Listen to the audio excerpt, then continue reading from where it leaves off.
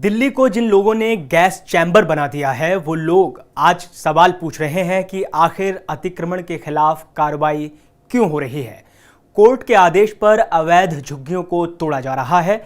जिन झुग्गी वालों को पक्के मकान मिल चुके हैं वो मकान को किराए पर चढ़ाकर झुग्गियों के जरिए अतिक्रमण और अवैध कब्जा भी बरकरार रखे हुए हैं। ऐसा नहीं चलेगा, ये जवाब है दिल्ली की सीएम रेखा गुप्ता का। पूर्व सीएम और दिल्ली विधानसभा में मौजूद विपक्ष की नेता आतिशी को दिल्ली की सूरत बदलने के लिए ताबड़तोड़ कार्रवाई की जा रही है। जिन लोगों ने दिल्ली की सूरत बिगाड़ी है उन्हें हटाया जा रहा है। इसके साथ ही इस पर राजनीति भी खूब हो रही है। नमस्कार, मैं हूं आपके साथ कमल मिश्रा और आप देखना शुरू कर चुके हैं आई ऑन भारत डिजिटल।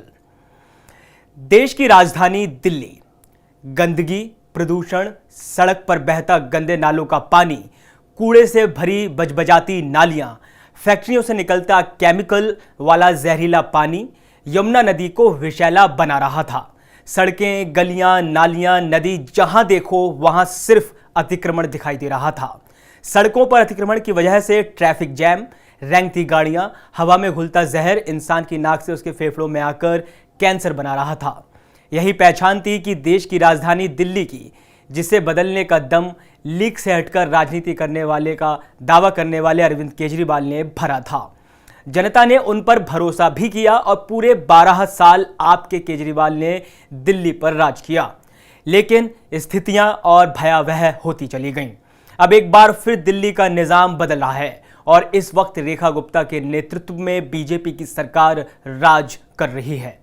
जब से रेखा गुप्ता ने दिल्ली की बागडोर थामी है, इन तमाम समस्याओं की जड़ यानी अतिक्रमण के खिलाफ ताबड़तोड़ कार्रवाई जारी है और इसके साथ ही जारी है राजनीति। दिल्ली की सत्ता से बेदखल हुई आपकी आतिशी आज विपक्ष की नेता हैं और वो सवाल पूछ रही हैं कि आखिर गरीबों की झुग्गियों को तोड़कर क्यों उन्हें बेघर किया जा रहा है, जिस पर सीएम रेखा गुप्ता ने पलटवार किया है। उन्होंने कहा कि कार्रवाई कोर्ट के आदेश पर हो रही है। दिल्ली को गैस चैम्बर बनाने वाले लोग सवाल ना पूछें। दिल्ली की मुख्यमंत्री रेखा गुप्ता ने आप और कांग्रेस पर झुग्गी वासियों को धोखा देने का आरोप लगाया है। उन्होंने नेहरू कैंप, हैदरपुर में जन सेवा शिविर के निर्माण का उद्घाटन किया और कहा कि पिछली सरकारों ने झुग्गी वासियों के लिए कुछ नहीं किया। दिल्ली की मुख्यमंत्री रेखा गुप्ता ने आप और कांग्रेस पर झुग्गी वासियों को सालों तक बेवकूफ़ बनाने और उन्हें बुनियादी सुविधाएं भी मुहैया नहीं कराने का आरोप लगाते हुए तीखा हमला बोला है।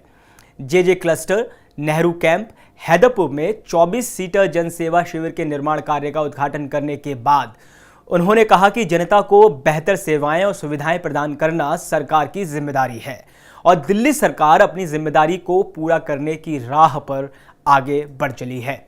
रेखा गुप्ता ने कहा कि पिछली सरकारों ने झुग्गीवासियों को मूर्ख बनाया, उन्हें दशकों तक बुनियादी सुविधाओं से महरूम रखा, झुग्गियों में नारकीय जीवन जीने को मजबूर किया और झुग्गीवासियों को ये समझाते रहे कि बीजेपी को वोट मत देना क्योंकि बीजेपी उनका आशियाना छीन लेगी। लेकिन इसी बीजेपी की सरकार ने दिल्ली के झुग्गीवासियों को पक्के मकान देने का अभियान शुरू किया है। झुग्गियों में बुनियादी सुविधाओं के विस्तार की कवायद शुरू की गई है। रेखा गुप्ता ने कहा कि पूर्व मुख्यमंत्री केजरीवाल और शीला दीक्षित की सरकार ने झुग्गीवासियों के लिए कोई काम नहीं किया, महज धनराशि की घोषणा की। लेकिन दिल्ली की बीजेपी सरकार 700 करोड़ रुपए की लागत से राजधानी में विकास परियोजनाओं पर काम कर रही है। झुग्गियों पर कोर्ट के आदेश के बाद तोड़फोड़ कार्रवाई पर नेता विपक्ष आतिशी के सरकार पर लगाए जा रहे आरोपों पर रेखा गुप्ता ने कहा कि उन्हें मकान देने के बाद झुग्गियां हटाई जाएंगी। बारापुला नाले के पास स्थित मद्रासी कॉलोनी में बात करते हुए उन्होंने कहा कि अदालत ने इसे हटाने के लिए कहा है ताकि नाले की सफाई के लिए मशीनें वहां पहुंच सकें। ऐसा नहीं होने पर दिल्ली को साल 2023 जैसी बाढ़ का सामना करना पड़ेगा। रेलवे कॉलोनी में हुई कार्रवाई पर उन्होंने कहा कि लोगों ने पटरियों के पास घर बना लिए हैं। अगर कोई घटना हुई, पटरियों के नीचे आकर किसी की मौत हुई तो कौन जिम्मेदार होगा? आतिशी, अरविंद केजरीवाल या सौरभ भारद्वाज? रेखा गुप्ता ने कहा कि पीएम मोदी ने खुद वजीरपुर झुग्गी में 1675 फ्लैट दिए, लेकिन वहां रहने वाले लोग ये सोचेंगे कि वे फ्लैट ले लेंगे और वहीं झुग्गियों में रहना जारी रखेंगे। ये तो बिल्कुल नहीं चलेगा।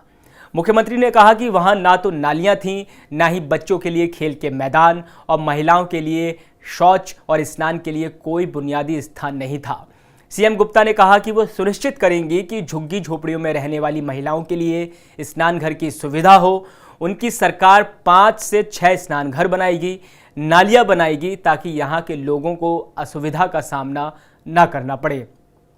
ये बात किसी से छिपी नहीं है कि दशकों तक देश की राजधानी दिल्ली में अवैध कॉलोनियां, अतिक्रमण, गंदगी और प्रदूषण को बेतहाशा बढ़ाया जाता रहा है, जिसका नतीजा है कि आज दिल्ली के दामन पर दुनिया की सबसे प्रदूषित राजधानी का बदनुमा दाग लग चुका है।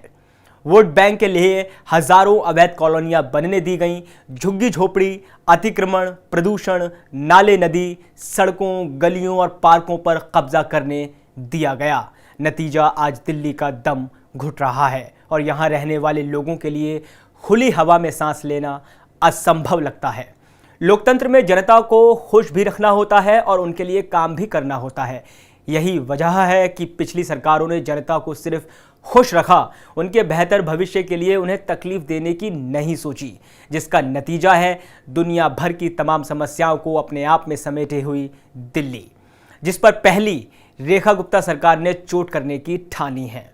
अब देखना है कि दिल्ली की रेखा राजधानी की सूरत कितना बदल पाती हैं। इस वीडियो में फिलहाल इतना ही। बाकी तमाम खबरों के लिए आप देखते रहिए आईऑन भारत। नमस्कार।